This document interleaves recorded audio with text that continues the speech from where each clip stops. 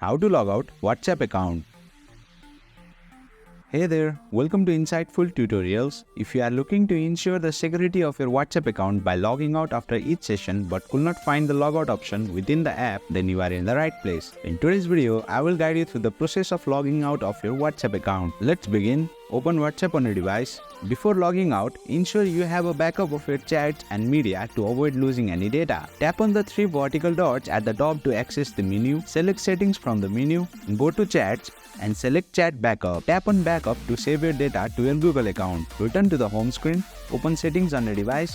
Scroll down, look at apps and enter it. Tap on Manage Apps. Right here in the search bar, search for WhatsApp and tap on it. Tap on Clear Data. Confirm by tapping on Clear All Data. A confirmation pop-up will appear. Click on OK. Return to the home screen and open WhatsApp again. And there you have it. You have successfully logged out of your WhatsApp account. That concludes today's tutorial.